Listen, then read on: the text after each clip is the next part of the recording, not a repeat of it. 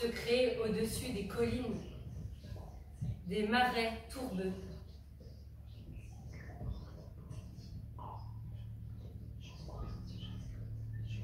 La fange qui les constitue a la couleur du henné.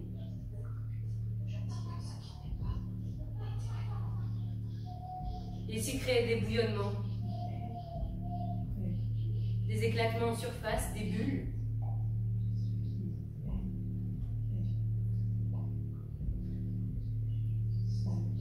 Le bâton que l'on remue dedans est arrêté par des corps visqueux et mous.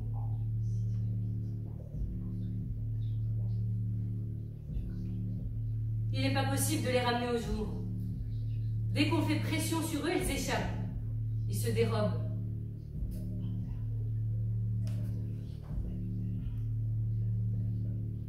Par moments, les éclatements, les bulles, sont accompagnés de gémissements, de murmures.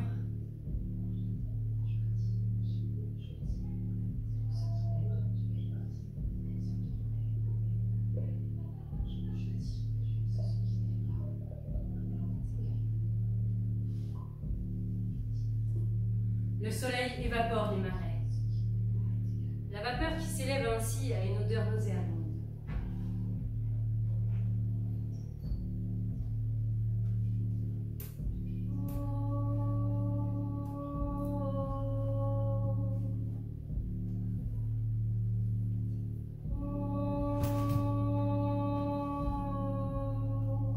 Il y a quelque part une sirène. Son corps vert est couvert d'écailles. Son visage est nu. Les dessous de ses bras sont couleur d'incarnat. Elles disent que son chant évoque pour elle, comme tout ce qui rappelle le zéro, le haut ou le cercle, l'anneau vulvaire. On voit qu'elles ont entre leurs mains des petits livres dont elles disent que ce sont des féminaires. Il s'agit de nombreux exemplaires du même modèle, ou bien il en existe de plusieurs sortes. Quelqu'une a écrit sur l'un d'eux un exergue qu'elle se répète à l'oreille et qui les fait rire à gorge déployée. Quand il est feuilleté, le féminaire comprend de nombreuses pages blanches sur lesquelles elles écrivent de temps à autre. Pour l'essentiel, il comprend des pages avec des mots en caractères majuscules, dont le nombre est variable. Quelquefois, il y en a un seulement, ou bien la page peut en être remplie. Le plus souvent, ils sont isolés au milieu de la page, bien espacés, noir sur fond blanc, ou bien blanc sur fond noir. Zoé? Oui. Élise?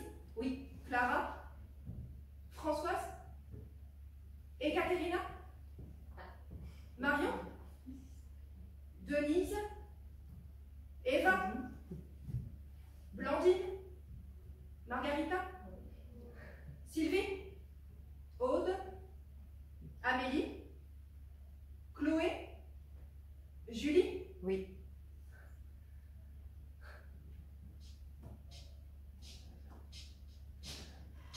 Après que le soleil est levé, elles s'enduisent le corps d'huile de santal, de curcuma, de gardénia. Elles posent en appui sur un tronc d'arbre leurs jambes. Leurs mains frottent alternativement la peau, dont l'épiderme luit. Quelques-unes sont étendues, d'autres les massent des bouts des doigts. Un de leurs flancs est irisé d'un éclat doré. Le soleil fait de même lorsqu'il envoie ses rayons obliques sur les troncs graissés et circulaires des arbres.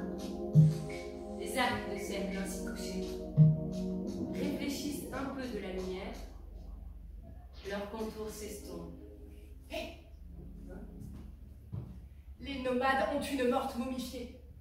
Qu'elle sorte quand il ne pleut pas, à cause de l'odeur du corps qui n'est pas tout à fait sec. Elle l'expose au soleil dans sa boîte. La morte est vêtue d'une longue tunique en velours vert, couverte de broderies blanches. de parements dorés. Elles ont accroché des petites cloches à son cou, sur ses manches, elles ont mis des médailles dans ses cheveux. Quand elles prennent la boîte pour la sortir, la morte se met à teinter de toutes parts. À tout moment, quelqu'une sort sur les 3 marches qui montent à la roulotte pour regarder les nuages.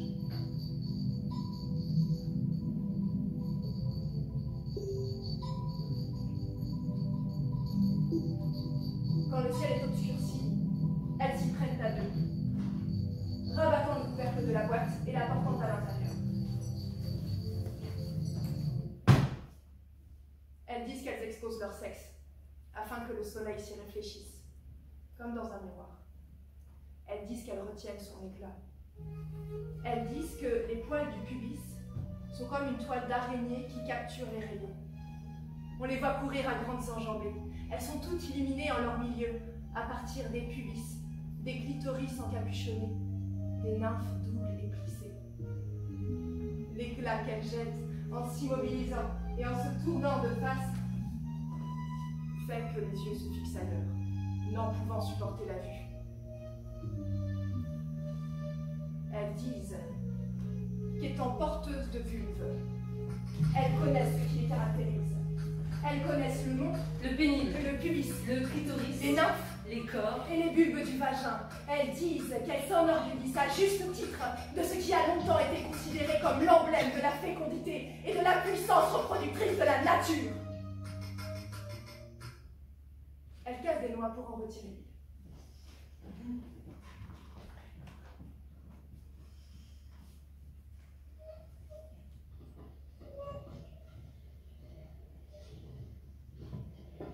Elles portent les particules au pressoir où elles sont concassées.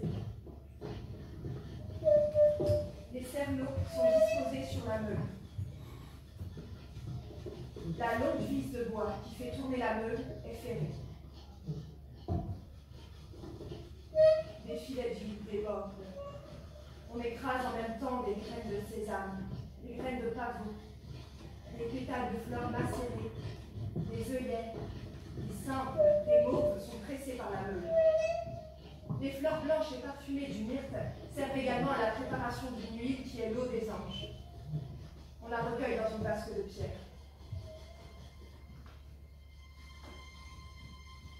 Dans la pièce surchauffée, les vapeurs oléagineuses passent. Les murs sont gras, suatants. Elles détachent leurs cheveux. Elles les trempent dans les bains aromatiques. Leurs mains et leurs bras sont luisants. Leurs seins sont nus.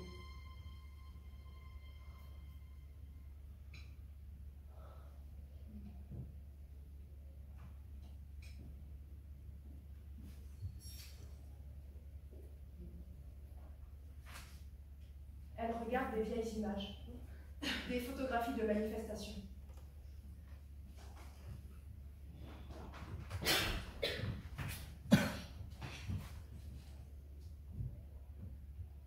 Les manifestantes avancent toutes en tenant un livre dans une main levée. Leurs visages sont remarquables par leur beauté.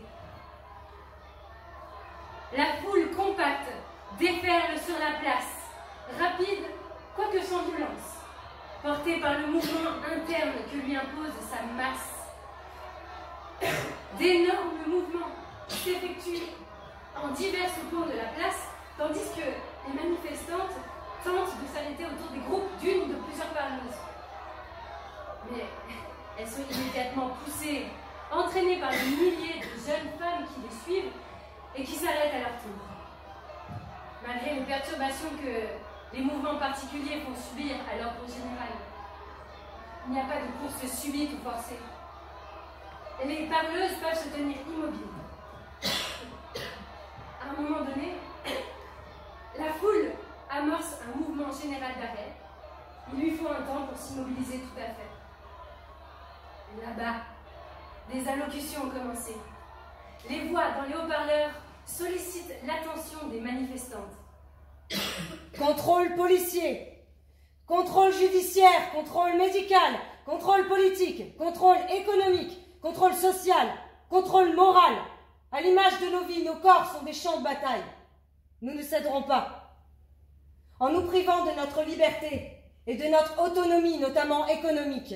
Les hommes et l'État ont fait de nous des guerrières. Ce combat est quotidien, ce combat est familier. Nous le menons parce que ce sont nos vies qui sont en jeu. Vivre, c'est combattre. Et nous avons décidé de vivre. Elles disent que les féminaires privilégient les symboles du cercle, de la circonférence, de l'anneau, du haut, de la sphère. Elles disent que cette série de symboles leur a donné un fil conducteur pour lire un ensemble de légendes qu'elles ont trouvées dans la bibliothèque et qu'elles ont appelé le cycle du Graal. Il y est question des quêtes pour retrouver le Graal, entreprises par un certain nombre de personnages. Elles disent qu'on ne peut pas se tromper sur le symbolisme de la table ronde qui a présidé à leur réunion. Elles disent qu'à l'époque où les textes ont été rédigés, les quêtes du Graal ont été des tentatives singulières, uniques, pour décrire le zéro, le cercle, l'anneau, la coupe sphérique contenant le sang. Elles disent qu'à en juger par ce qu'elles savent de l'histoire qui a suivi, les quêtes du Graal n'ont pas abouti, qu'elles en sont restées à l'ordre du récit. Elles disent qu'il se peut que les féminaires aient rempli leur office. Elles disent qu'elles n'ont pas le moyen de le savoir. Elles disent que, tout imprégnés qu'ils sont de vieux textes qui, pour la plupart, ne sont plus entre leurs mains, ils leur semblent démodés. Tout ce qu'on peut en faire pour ne pas s'encombrer d'un savoir inutile, c'est les entasser sur les places et d'y mettre le feu. Ah, oui. Alors, on dresse les tables dans les orangeries, dans les serres. Les boissons sont mêlées à des narcotiques. Il y a, dans les vins, dans les alcools, de la belladone, du jusquiam, de la morelle, du datura. Il y a aussi des aphrodisiaques, du hashish, de l'opium.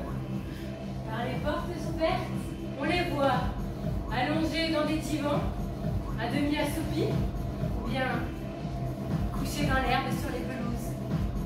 Dans un premier temps, elles sont calmes, mais plus tard, elles sont prises de délire. Quelques-unes chantent et jouent d'un instrument dans quelques parties des jardins. Les larmes sur leurs joues coulent. Les sanglots pour finir interrompent leur chant. Mais d'autres dansent en emmêlant leurs cheveux, en frappant de toute leur force contre le sol avec leurs pieds. Et autour des tables, sous l'effet de la drogue, elles tiennent des discours où s'accumulent les paradoxes, les absurdités, les paralogismes, les cavillations, les locomachies, les dénombrements incomplets. À un moment donné, quelqu'une interrompt les parleuses en demandant « Grâce! Est-ce que quelqu'une peut avoir un raisonnement dépourvu de déco ?»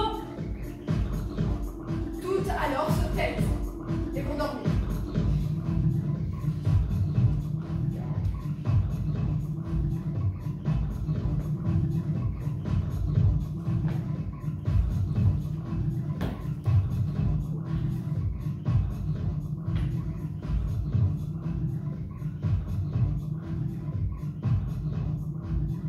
Elles gardent les alvéoles blanches.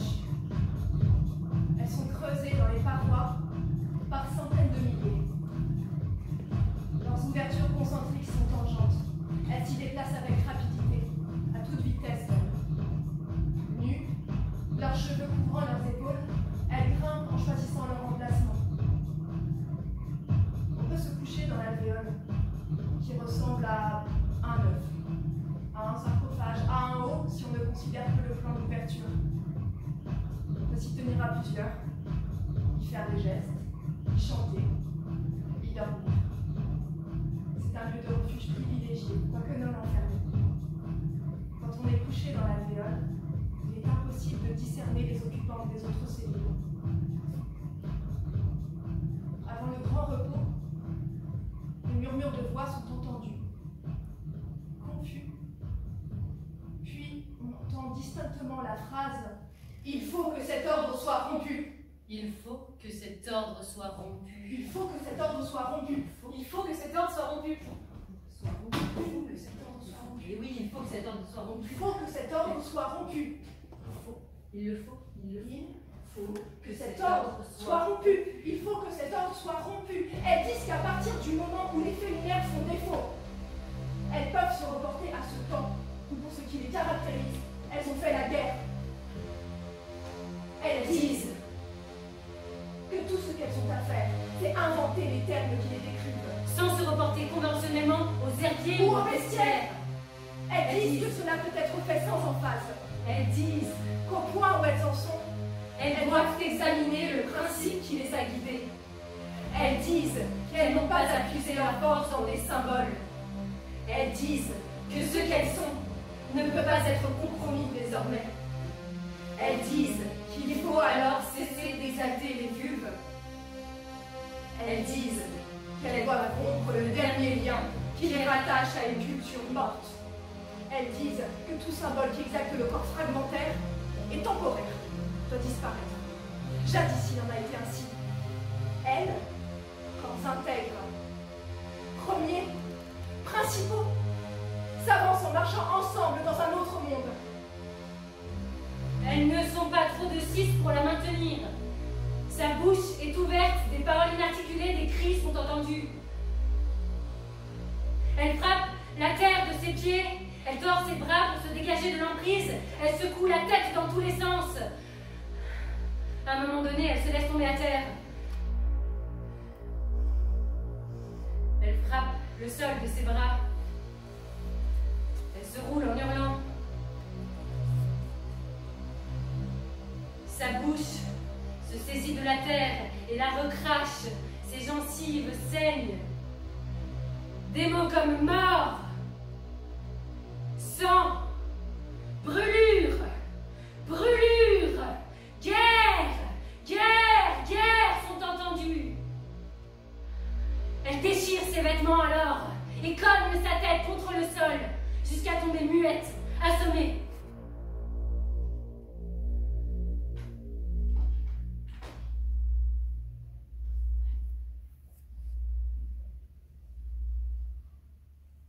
Quatre d'entre elles, alors, l'emportent,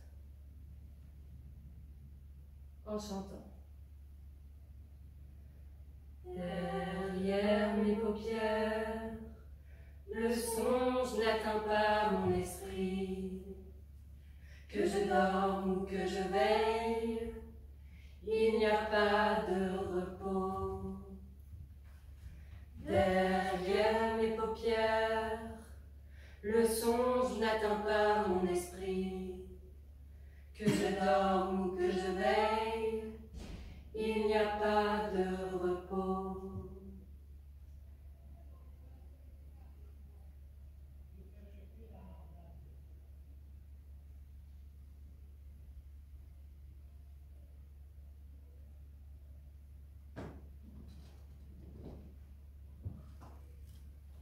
L'une d'elles raconte la mort d'Adèle d'Ange et comment on a procédé à l'embaumement de son corps. On voit dans le récit comment elle est posée sur une table à tréteaux. Par le ventre ouvert, les intestins sont retirés. L'abdomen, vidé de ses organes, est lavé avec de l'acide sulfurique. On le sèche alors. On y introduit des substances diverses, de la menthe pilée, du benjoin, de la sauge, mêlée à du formol, à du phénol, à du permanganate, à de l'eau oxygénée. Il faut joindre les peaux, les membranes disjointes. Il faut les coudre ensemble. La tête est vidée de la cervelle, après qu'on ait foré le crâne au moyen d'un trépan. Les substances balsamiques antiseptiques sont introduites dans la boîte crânienne. Les viscères sont conservés comme des matières précieuses dans des grands bocaux de verre qui portent des inscriptions. Elle néglige le cerveau. Elle l'abandonne sans aucun soin sur quelques meubles. Un animal domestique peut alors s'en saisir et le dévorer. À ce récit, elles bâillent, ou bien elles applaudissent sans grand entrain.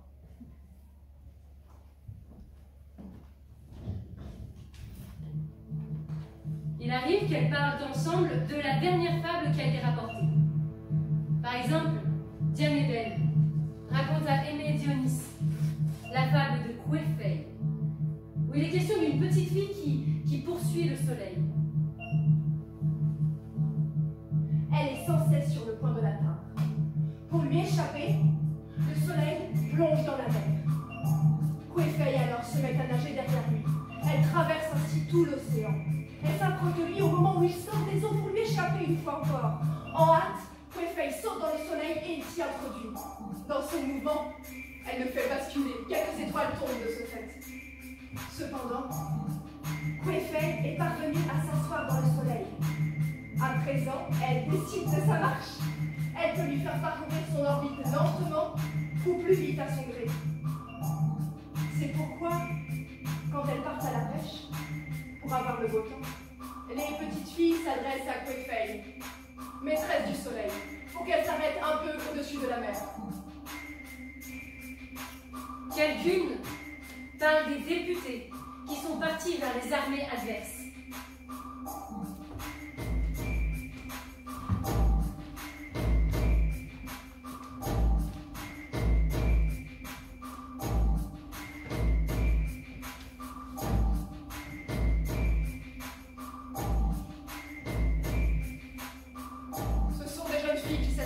Pour parler. Elle porte le costume blanc de celle qui représente la paix. Elle s'achemine, sans un instant de repos, vers le lieu qui leur est assigné. La salive que touche leur langue est épaissie par la poussière des routes. Les armées ne sont pas visibles. Quand un parcours est décidé, on ne compte pas les jours au cours de l'entreprise. On est en marche. Si le soleil apparaît, on tient sur lui ses yeux fixés, ou bien on regarde la lune et les étoiles. On ne sait pas quand on pourra laisser aller ses membres au repos et dormir à l'abri de la lumière, les yeux fermés. Elle presse Shuji de leur raconter l'histoire de Nuwa. Shuji, raconte comment la montagne du pays de Nuwa s'est écroulée, comment la terre a commencé à s'enfoncer.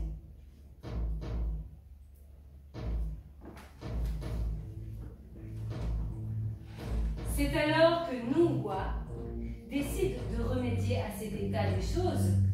On la voit tailler des rochers de toutes les couleurs pour réparer le ciel, couper les pattes d'une tortue géante pour remettre d'aplomb la terre aux 4 points cardinaux. Tout ce qui vit est en grand danger de mort à cause du dragon noir.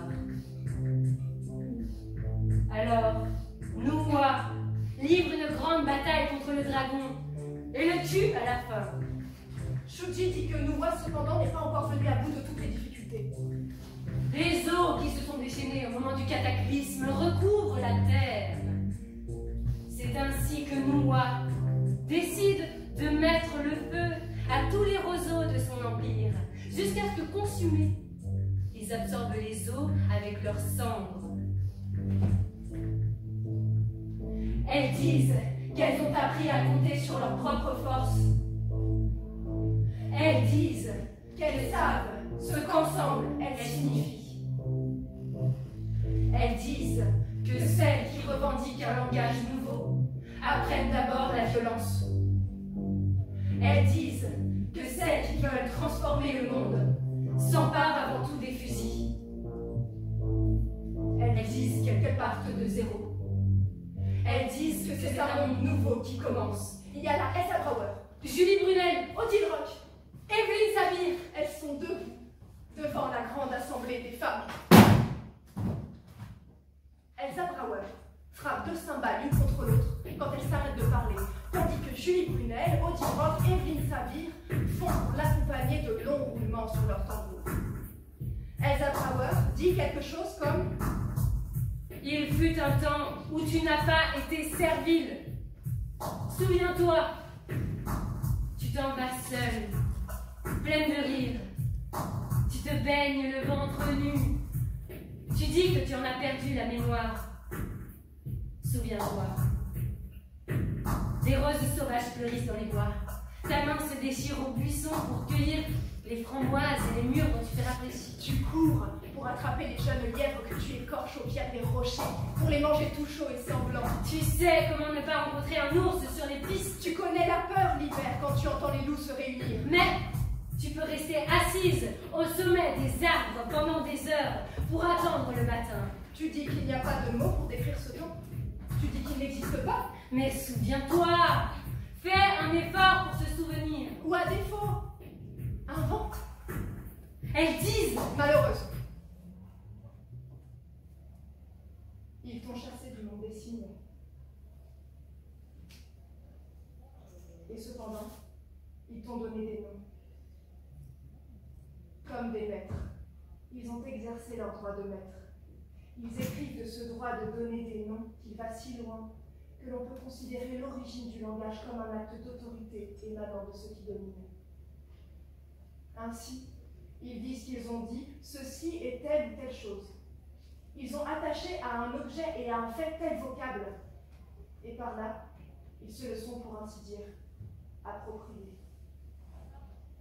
Ce faisant, ils ont gueulé, hurlé de toute leur force pour te réduire au silence.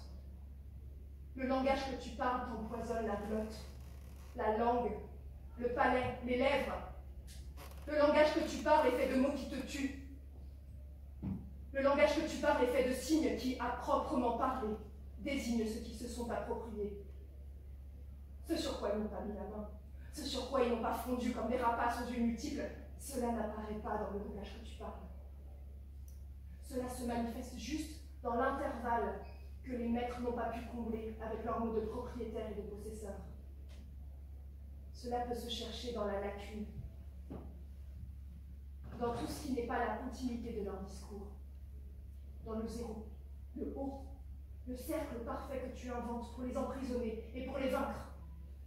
Elles parlent ensemble du danger qu'elles ont été pour le pouvoir. Elles racontent comment on les a brûlées sur des bûchers pour les empêcher à l'avenir de s'assembler. Elles ont pu commander aux tempêtes, faire sombrer des flottes, défaire des armées. Elles ont été maîtresses des poisons, des vents, des volontés. Leur puissance conjuguée a menacé les hiérarchies, les systèmes de gouvernement, les autorités. Elles ont pu commander à la vie et à la mort.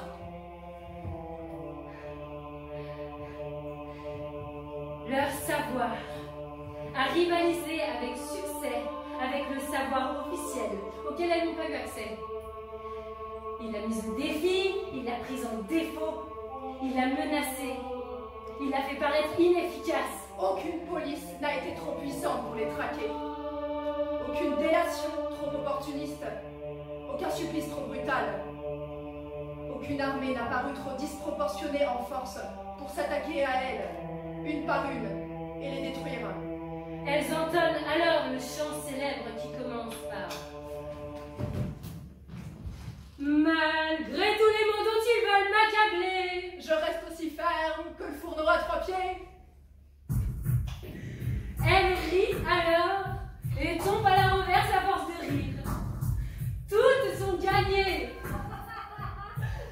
Il monte un bruit pareil au roulement du tambour sous une voûte.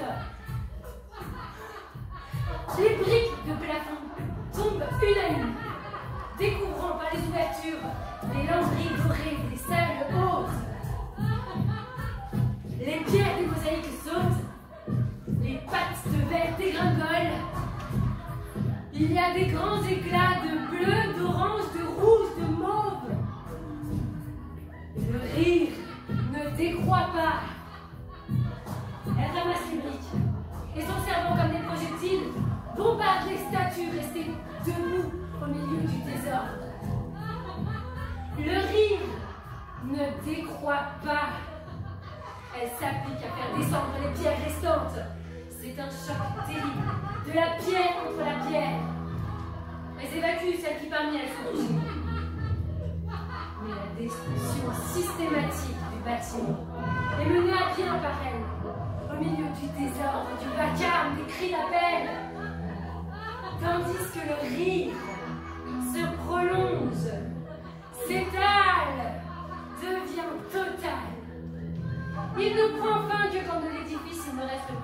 pierre sur des pieds.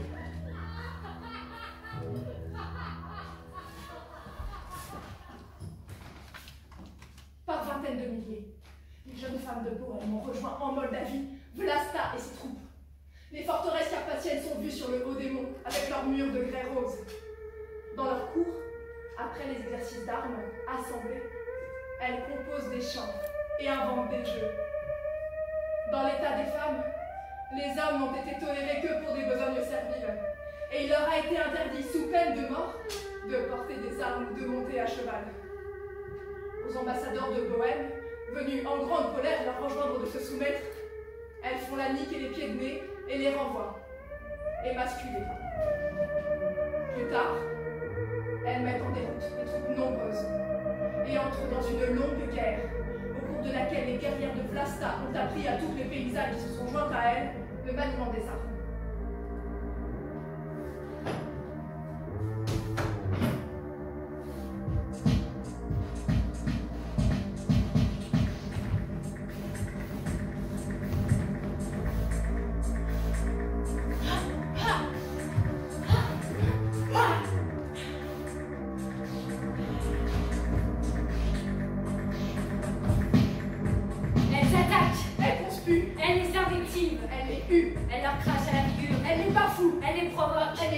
Elle les apostrophe, Elle les malmène, elle les brusque, elle leur parle crûment, elle les exècre, elle leur font des implications. Une si parfaite fureur les habite qu'elle bouillonne, Tremble, elle elle suffoque, grince des dents, elle bouillonne, elle flamboie, elle jette feu et flamme, elle bondisse, elle vomisse, elle se déchaîne. alors elle les met en demeure, Elle les admoneste, elle leur met les couteaux sous la gorge, elle les intimide, elle leur montre le poing, elle les fustige, leur font violence, elles leur font part de tous leurs griefs dans le plus grand des elle hommes. jette ça et là le brandon de la discorde, Elle provoque des dissensions entre eux. elle les divise, Elle commande des troubles, des émeutes, des guerres civiles. elle les met en demeure, Leur violence est déchaînée. elle les traite en ennemis. Elles sont au paroxysme de leur fureur. Elles apparaissent dans leur enthousiasme dévastateur. Les cheveux hérissés, le regard farouche, Remuant, criant, abattant avec rage quiconque dit d'elles que ce sont des femelles qui ressemblent à des femmes quand elles sont mortes.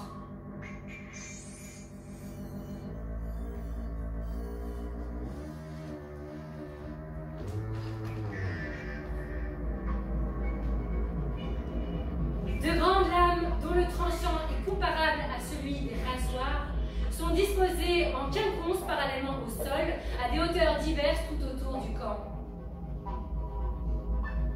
Quand on arrive de face, elles apparaissent comme une série de lignes brisées. La nuit, elles sont invisibles. Les sentinelles veillent derrière les faux, à ce qu'aucun assaillant ne puisse déjouer le dispositif. Les autres dorment, malgré les coups de feu, malgré les cris de douleur et de surprise qui se font entendre par les victimes à de maintes reprises en différents points.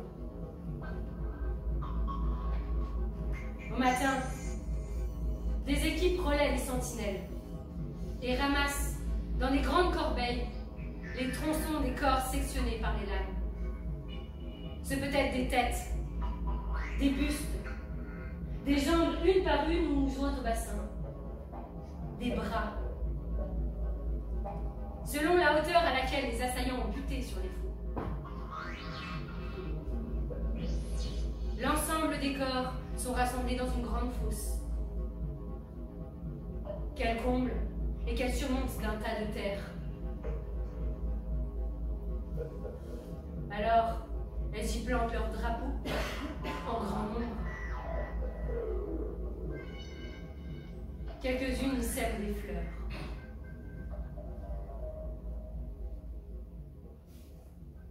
Elles entonnent alors le chant de deuil pour ceux qui sont morts au combat.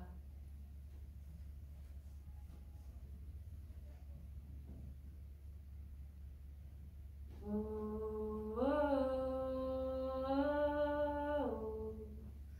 oh, oh,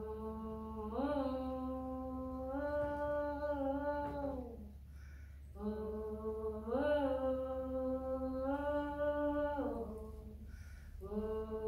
oh. jeunes hommes se sont joints à elle pour enterrer les morts. D'immenses fosses communes ont été au préalable creusées. Les cadavres sont rangés, les uns à côté des autres, portant au front un cercle tracé à l'encre noire. Leurs bras raidis sont maintenus par des liens contre le corps. Leurs pieds sont attachés. Tous les corps ont été momifiés et traités avec soin pour une longue conservation. À un moment donné, elles interrompent leur discours et, se tournant vers les jeunes hommes, elles leur prennent la main. Alors on reste ainsi, en silence, en se tenant par la main, en regardant devant soi les fosses ouvertes.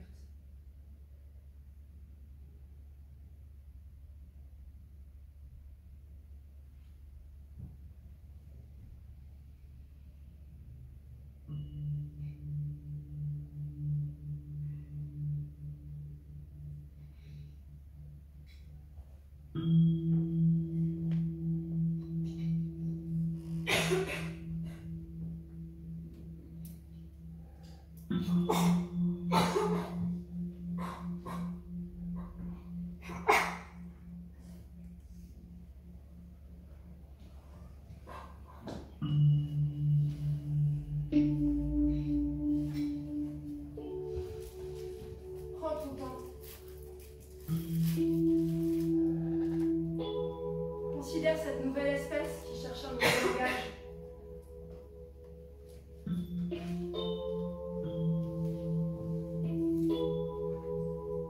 Un grand vent balaie la terre. Le soleil va se lever. Les oiseaux ne chantent pas encore. Les couleurs lilas et violets du ciel s'éclaircissent.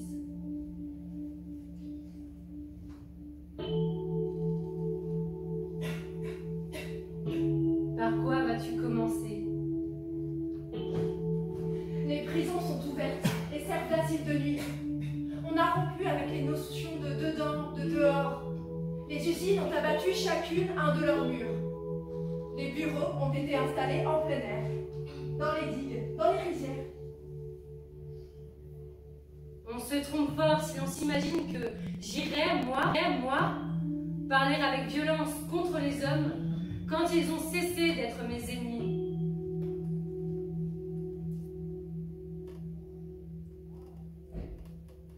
Elles courent aussi vite qu'elles peuvent.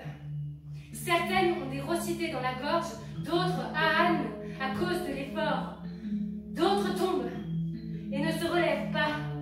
Il faut alors s'arrêter et les porter à quatre sur les épaules. Il faut avec elles courir jusqu'à ce que reposées, elles puissent de nouveau se déplacer le plus vite possible. L'abri est encore lointain. Quelques-unes, plus résistantes, entonnent alors un chant pour leur redonner courage.